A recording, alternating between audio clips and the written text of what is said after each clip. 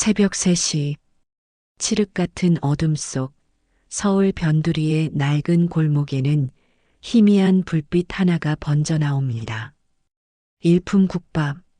세월의 흔적이 덕지덕지 묻어난 빛바랜 간판 아래 하얀 김이 모락모락 피어오르는 가게. 40년 노포의 아침은 바로 이 시간부터 시작됩니다. 이 냄새. 문을 열고 들어서는 이의 목소리는 굵고 깊었습니다. 주인장 오춘만 할아버지. 70대 초반의 나이가 믿기지 않을 만큼 쩌렁쩌렁한 목소리였습니다. 허름한 작업복을 입었지만 그의 등은 꼿꼿했습니다. 40년을 한결같이 지켜온 장인의 등이었습니다. 그는 익숙하게 솥뚜껑을 열었습니다. 펄펄 끓어오르는 육수는 마치 하얀 파도처럼 보였습니다. 내 자부심은 이 국물에 다 있다. 이 말이야. 혼잣말이었지만 그의 목소리에는 깊은 자부심이 배어 있었습니다. 국밥 육수는 단순히 음식이 아니었습니다. 아내가 세상을 떠난 후 홀로 아들을 키워온 그의 피와 땀, 그리고 외로움이 40년이라는 시간 동안 켜켜이 쌓여 만들어낸 삶의 결정체였습니다. 48시간 동안 우려낸 깊고 진한 국물, 그 맛을 내기 위해 그는 하루도 빠짐없이 새벽부터 일어나 솥단지를 지켰습니다. 그것이 바로 일품국밥이 지역 주민들에게 소울푸드로 불리는 이유였죠. 주방 한쪽 벽에는 춘만 할아버지가 직접 붓글씨로 쓴 낡은 액자가 걸려 있었습니다. 정직한 맛은 정성에서 나온다. 빛바랜 글씨였지만 그 문장은 그의 인생 철학 그 자체였습니다. 아들 지원은 어릴 때부터 이 액자를 보며 자랐지만 이제는 그저 꼰대 감성 정도로 여기는 듯 했습니다. 아버지, 이젠 이런 거 다 디지털로 바꿔야 해요. 솔직히 이 낡은 간판부터 바꿔야 한다니까요. 어느 날 아들 지원이 가게에 찾아와 말했습니다. 미국에서 경영학을 전공하고 유명 외식 컨설턴트가 된 지원에게 아버지의 국밥은 그저 비효율적인 낭만일 뿐이었습니다. 그는 아버지의 가게를 프랜차이즈화하겠다는 원대한 계획을 가지고 있었습니다. 그리고 그 계획을 위해 다니던 직장까지 그만둔 상태였죠. 며느리 선미 역시 자신의 카페 사업을 정리하고 남편과 함께 이 프로젝트에 올인했습니다. 오춘만 할아버지는 아들 내외의 제안에 처음엔 기쁨을 감추지 못했습니다. 평생을 바쳐 지켜온 가게를 아들이 이어받는다니 이보다 더 큰 행복이 어디 있겠습니까? 아들의 성공을 위해 자신의 청춘을 희생했던 보람을 느끼는 순간이었습니다. 그래, 지원아. 내가 하고 싶다면 해봐. 아버지 국밥 맛 내가 잘 살려주겠지? 춘만 할아버지는 아들 내외의 제안을 흔쾌히 받아들였습니다. 그의 마음속에는 자신이 이제껏 지켜온 정직한 맛과 정성이 아들의 손을 통해 더 많은 사람들에게 전해질 것이라는 순수한 기대감이 있었습니다. 그러나 그들의 생각은 전혀 달랐습니다. 아버지, 이젠 시대가 변했어요. 48시간 육수 끓여서 무슨 돈을 벌어요? 냉동 육수 팩 쓰고 맛은 첨가제로 내면 돼요. 맞아요, 아버님. 이 가게도 힙한 감성으로 바꿔야죠. 일품 국밥 간판도 요즘 MZ세대들이 좋아하게 예쁘게 바꿔야 하고요. 아들 내외의 말은 춘만 할아버지의 가슴에 비수처럼 박혔습니다. 그들의 눈에 일품 국밥은 정직한 맛과 정성이 아니라 돈을 벌기 위한 수단에 불과했습니다. 그가 평생을 바쳐 지켜온 맛과 철학이 송두리째 부정당하는 순간이었습니다. 그들의 효율성과 트렌디함은 춘만 할아버지의 정성과 진심을 짓밟고 있었습니다. 아들 내외의 거침없는 개혁은 계속되었습니다. 지원은 균일한 맛과 프랜차이즈화를 위해 대량 생산된 냉동 육수 팩과 각종 첨가제를 주방으로 들여왔습니다. 춘만 할아버지는 그 하얀 봉지들을 보며 깊은 한숨을 내쉬었습니다. 지원아, 이건 국밥이 아니다. 그냥 끓인 물에다가 맛만 낸 거지. 아버지, 시대가 변했어요. 대기업도 다 이렇게 해요. 저희도 그래야 대량 생산이 가능하고 그래야 돈을 벌죠. 지원의 말은 논리적으로 들렸지만 춘만 할아버지에게는 오직 돈만 이야기하는 것처럼 느껴졌습니다. 며느리 선미는 식당의 낡은 간판을 철거하고 힙한 감성을 살린 새로운 디자인의 간판을 가져왔습니다. 일품 국밥이라는 이름은 사라지고 아스 테이블이라는 알 수 없는 이름이 그 자리를 대신했습니다. 며느라, 이게 대체 무슨 이름이냐? 내 평생을 걸고 만든 이름인데. 아버님, 오스 테이블이라고 읽어요. 힙하잖아요.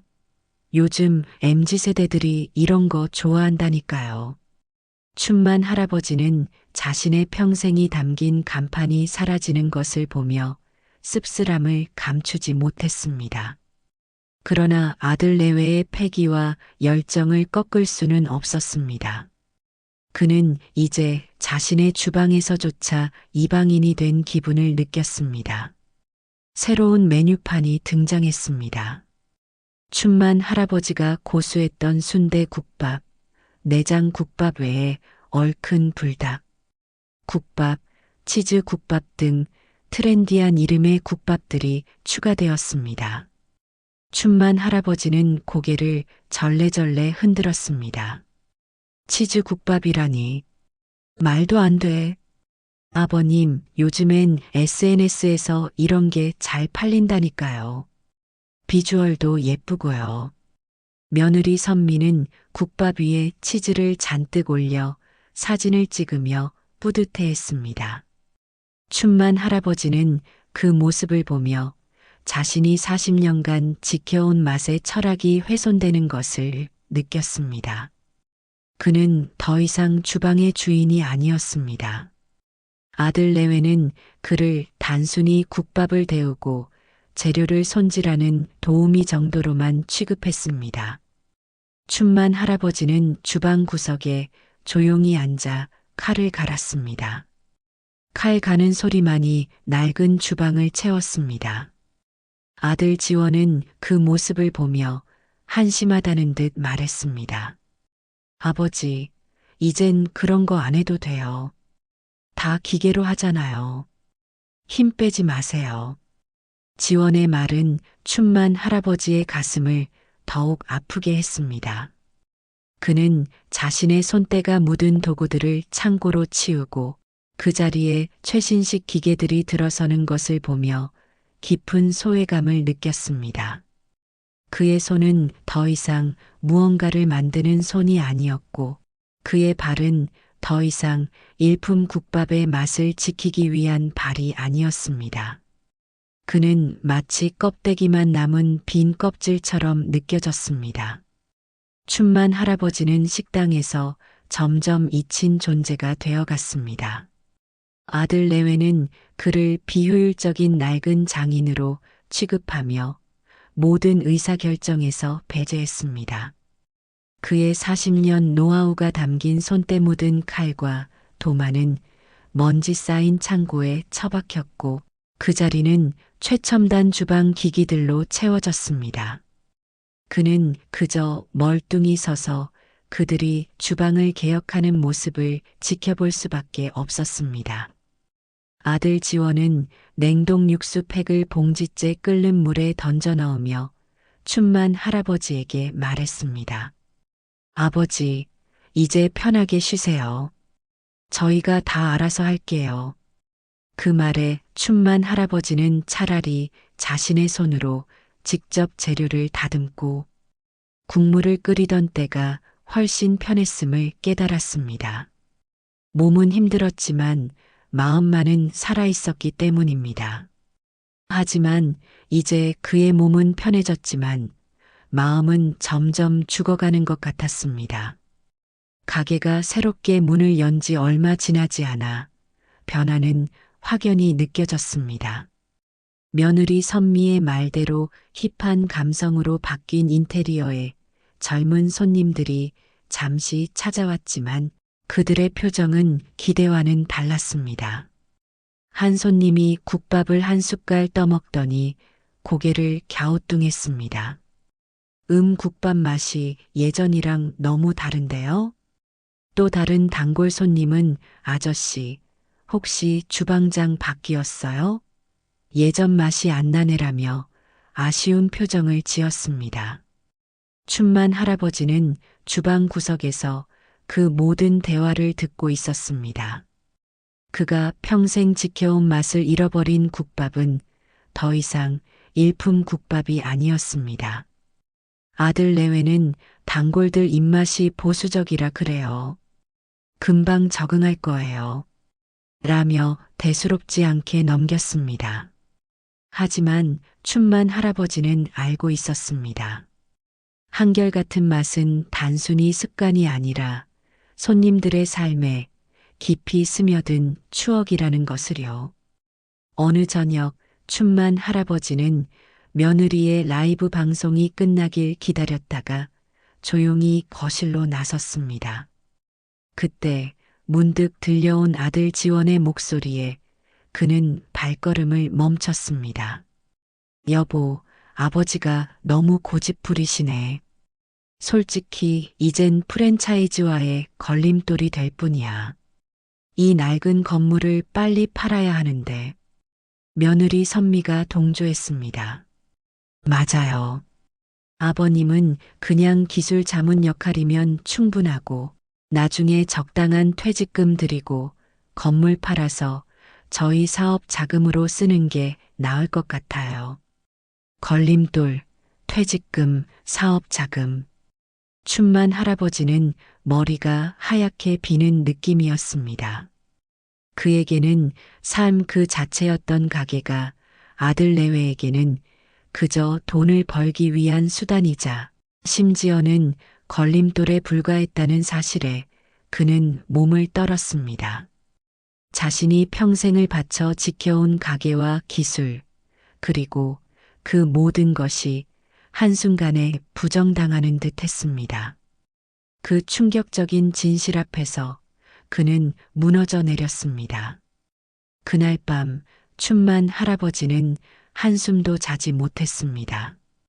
그는 조용히 주방으로 가 창고에 박아두었던 낡은 솥단지와 도구들을 꺼냈습니다. 그리고 그만의 방식으로 육수를 끓이기 시작했습니다. 그가 평생을 바쳐온 정성스러운 국물 냄새가 낡은 주방에 가득 퍼졌습니다. 그가 끓인 국밥 한 그릇을 앞에 두고 춘만 할아버지는 생각했습니다. 내 인생이 고작 이 정도였나? 내가 아들에게 물려주고 싶었던 건 돈이 아니었는데. 그 순간 그의 마음속에 단단한 결심 하나가 섰습니다. 그는 더 이상 아들 내외의 욕심에 맞춰 살지 않겠다고, 오직 자신만을 위한 인생을 살겠다고 다짐했습니다. 그에게 국밥은 이제 아들 내외를 위한 것이 아니라 오직 자신만을 위한 마지막 한 그릇이었습니다.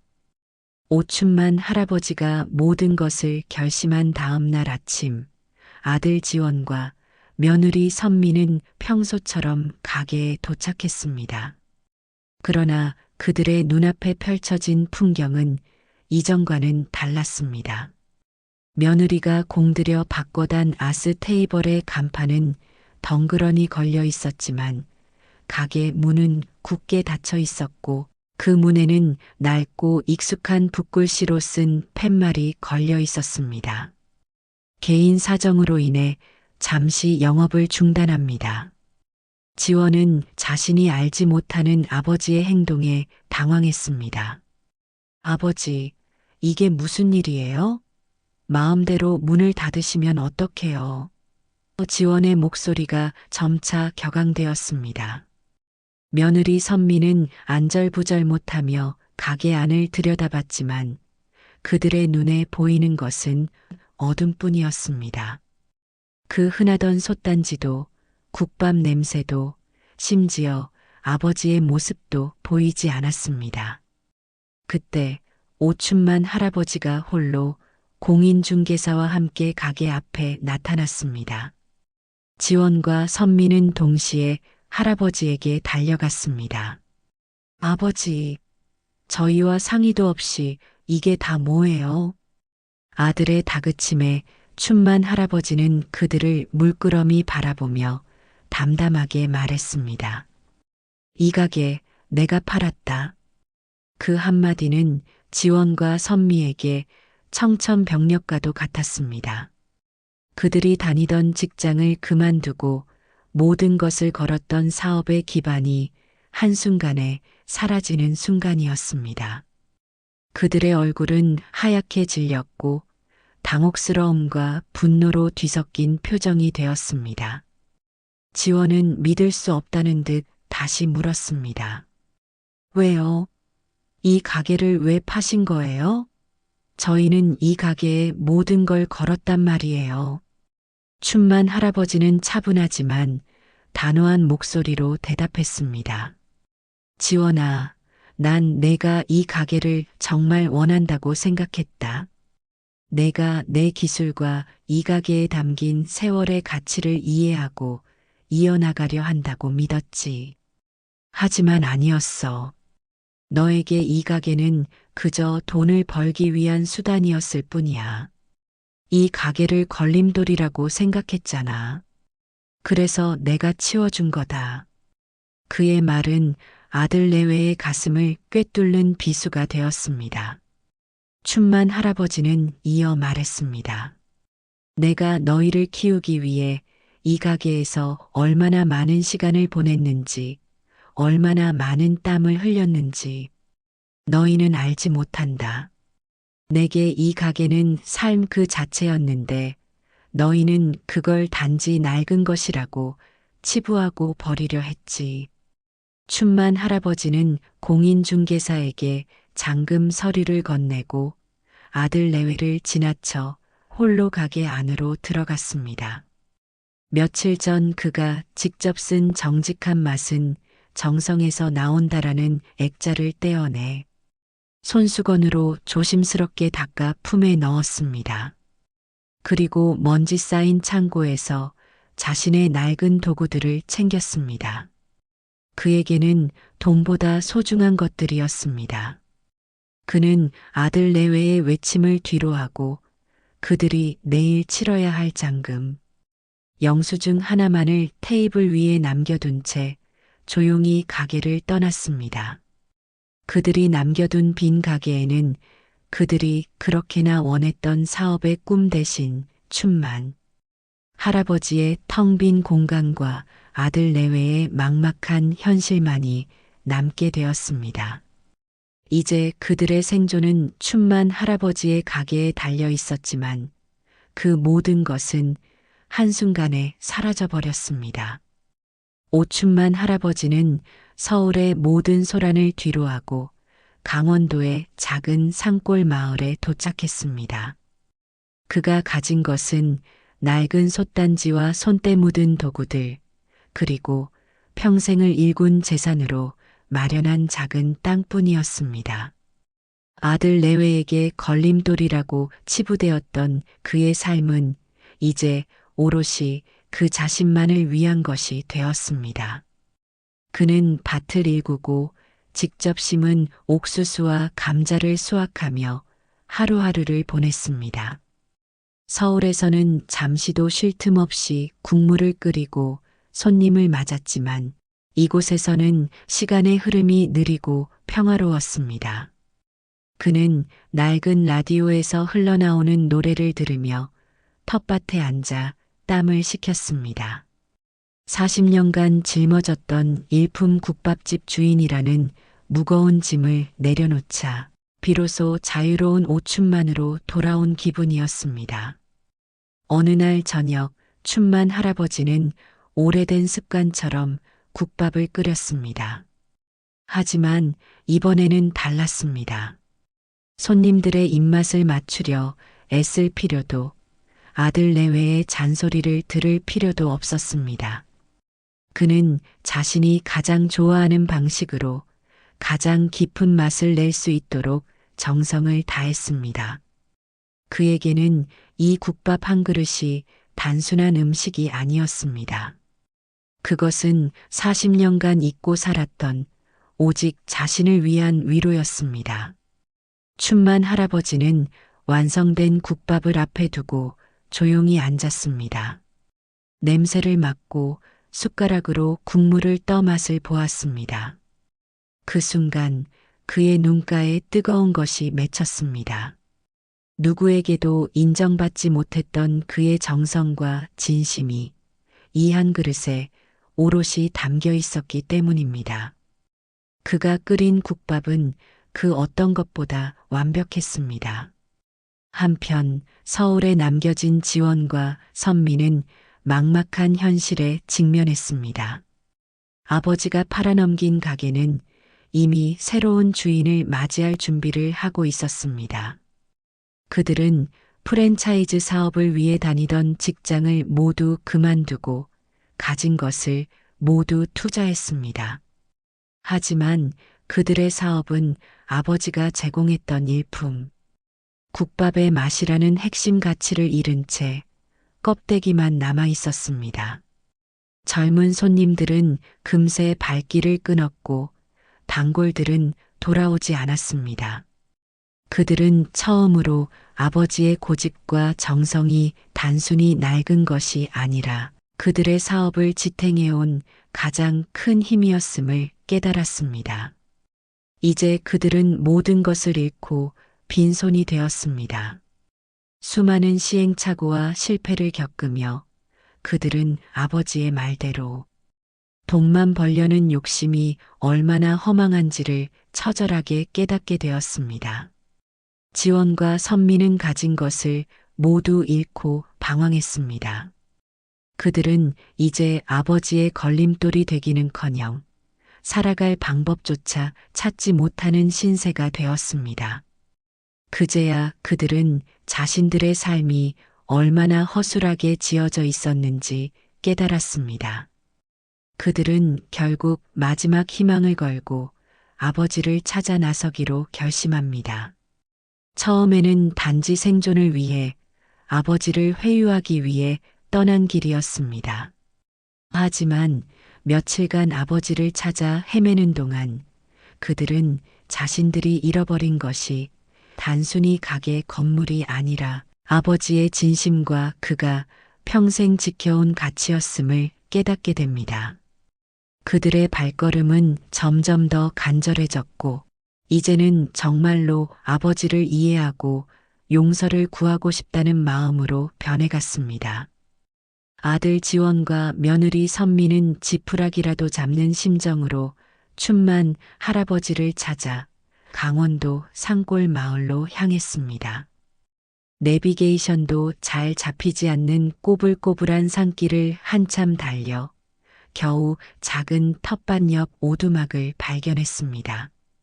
서울에서 타던 번쩍이는 외제차는 먼지를 뒤집어 쓰고 초라하게 변해 있었습니다. 그들이 차에서 내리자 춘만 할아버지가 밭일을 하다 고개를 들었습니다. 한때는 돈을 벌기 위해 프랜차이즈라는 거대한 꿈을 이루기 위해 맹렬히 달려왔던 그들이었습니다. 하지만 이제 그들의 눈에는 오직 아버지의 용서와 도움이 절실히 담겨 있었습니다. 그들은 아버지 앞에 서서 어떤 말부터 꺼내야 할지 몰라 한참을 머뭇거렸습니다. 겨우 입을 뗀 지원은 떨리는 목소리로 말했습니다. 아버지, 저희가 틀렸어요. 그 맛은 기계로 낼 수 있는 게 아니었어요. 그는 무너진 현실을 솔직하게 털어놓았습니다. 프랜차이즈 사업은 실패했고 가진 것을 다 잃었어요. 아버지의 국밥 맛이 없는 저희의 사업은 껍데기만 남았더라고요. 며느리 선미 역시 눈물을 글썽이며 말했습니다. 저희를 용서해 주세요. 아버님, 저희가 너무 어리석었어요. 그동안 저희가 아버님께 했던 모든 말들을 후회하고 있어요. 그들은 이제 더 이상 돈을 벌기 위한 욕심으로 아버지를 찾은 것이 아니었습니다. 모든 것을 잃고 나서야 비로소 아버지의 삶과 가치를 온전히 이해하게 된 것입니다. 그들은 무릎을 꿇고 진심으로 용서를 구했습니다. 아들 내외의 절박한 사과에도 불구하고 춘만 할아버지의 표정은 변함없이 차분했습니다. 그는 한참 동안이나 그들을 말없이 바라보았습니다. 그리고 천천히 입을 열었습니다. 지원아, 나는 너희가 스스로 모든 것을 깨닫고 오길 바랐다. 하지만 이제 와서 돈을 잃고 힘들어졌다고 다시 나를 찾아왔구나. 춘만 할아버지의 말은 차갑게 느껴졌습니다. 내게 이 가게는 삶 그 자체였는데 너희에게는 그냥 돈벌이 수단이었지.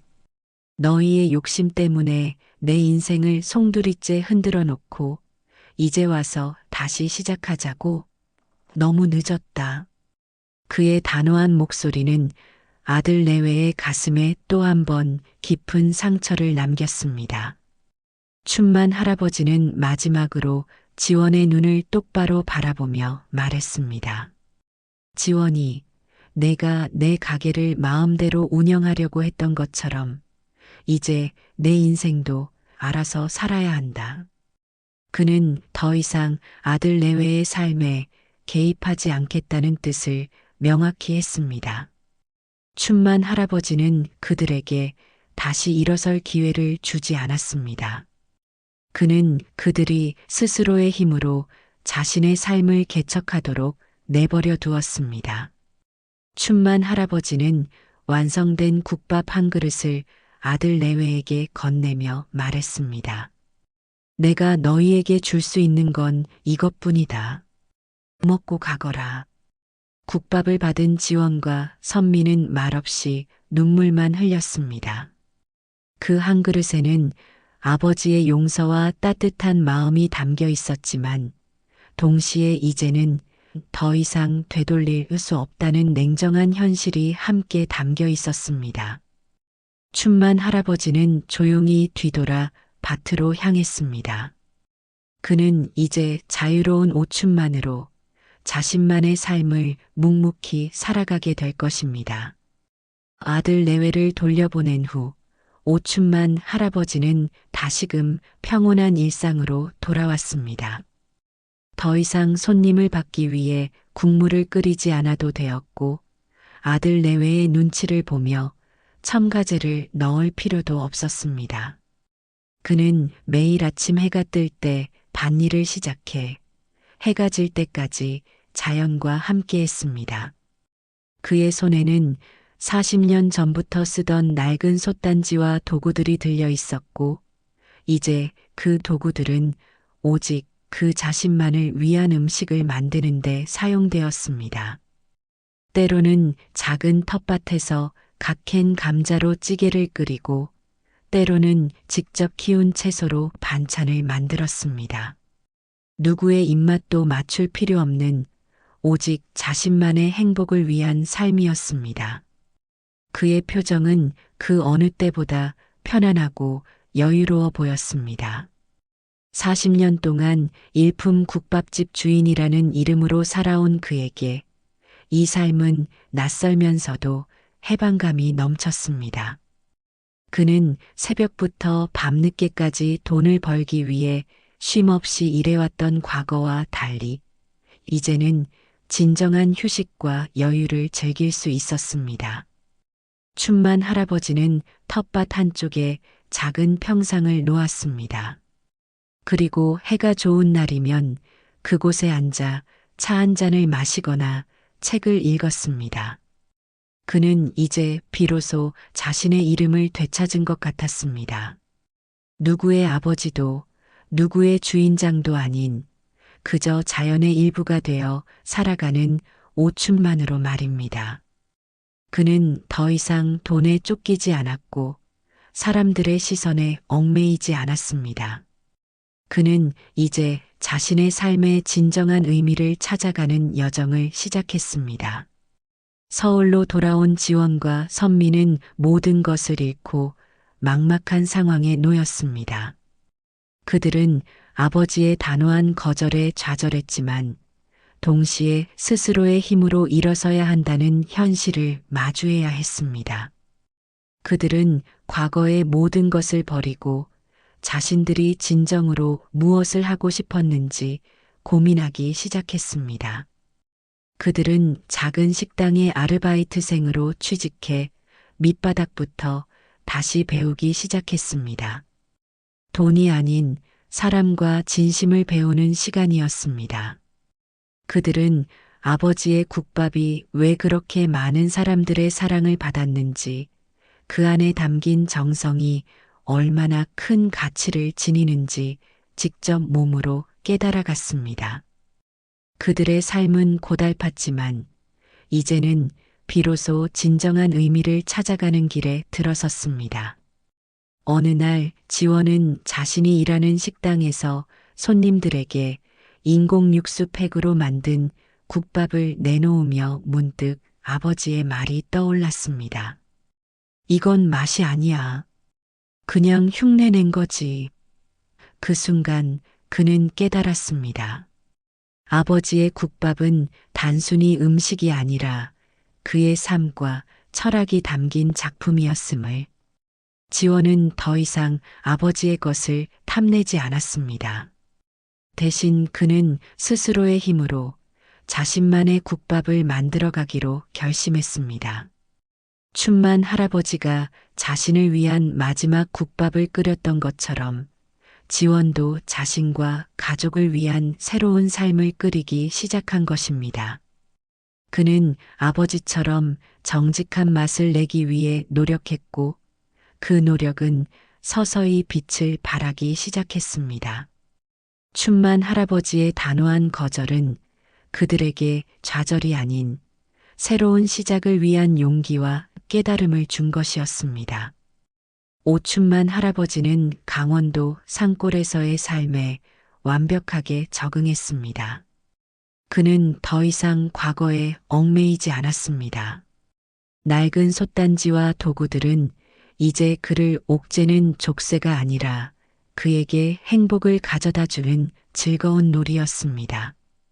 그는 매일 아침 뜨는 해를 보며 끓인 국밥 한 그릇에서 진정한 삶의 의미를 찾았습니다.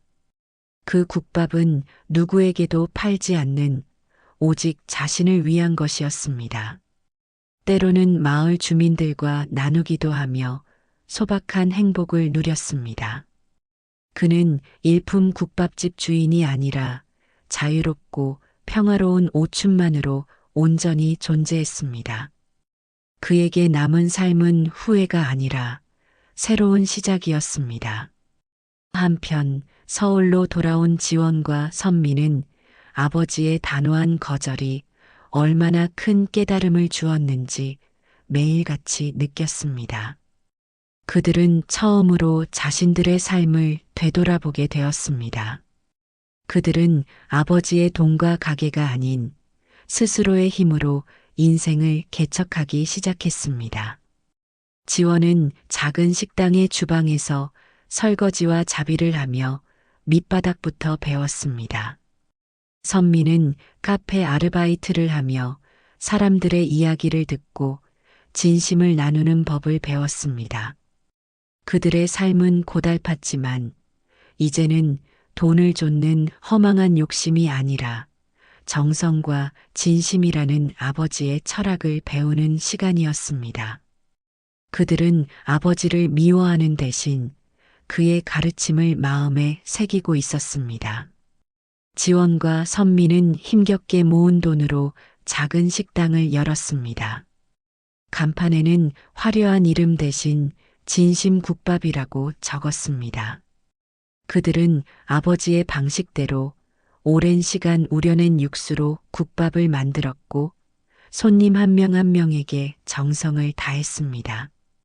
그들의 국밥은 아버지의 것과는 다른 맛이었지만 그 안에는 아버지에게 배운 진심과 정직함이 담겨 있었습니다.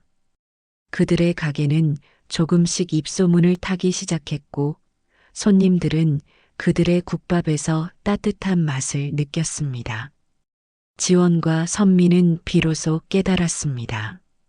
아버지의 유산은 일품 국밥이라는 이름이나 가게 건물이 아니라 바로 삶을 대하는 정직한 태도와 사람을 향한 진심이었음을. 오랜 시간이 흐른 뒤 지원과 선미는 자신들의 가게를 성공적으로 운영하게 되었습니다.